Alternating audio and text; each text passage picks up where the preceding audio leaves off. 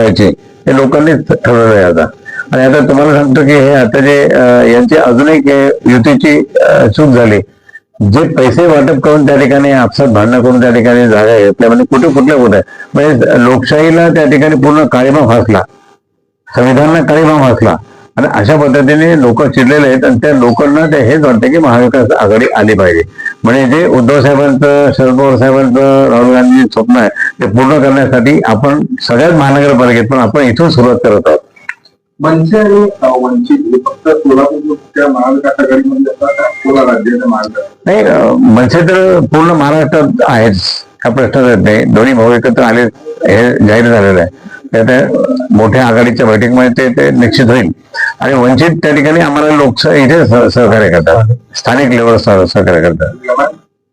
नाही, एमआयएम अजिबात नाही. मागच्या वेळेस चर्चा झाली काँग्रेस सहमत आहे का त्या हो, काँग्रेसला मुस्लिम मतं मिळणार आहे, ते एमआयएमला कशाला घेतील?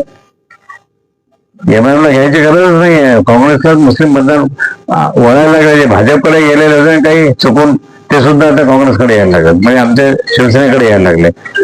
शिवसेनेकडे सुद्धा माननीय उद्धवजींच्या स्वभावामुळे, उद्धवजींचे अनेक कामं केल्यामुळे ते मुस्लिम मतं सुद्धा आमच्याकडे येतात.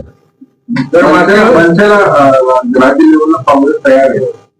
नाही, होईल आता, ते चालू आहे, बोलणी चालू आहे. तर मागच्या वेळेस आता आमच्याकडे 27 होत आहे, आता किती राहिले? सगळे कोणी इकडे पळाले, कोणी तिकडे पळाले, कोणी राजामाजाला, कोणी राष्ट्रवादी गेले, कोणी काँग्रेसमध्ये गेले, कोणी असे असं. ते आता एमआयएम टिकत नाही, एमआयएम आता संपत आला. देश पातळीवर ते एमआयएम संपला.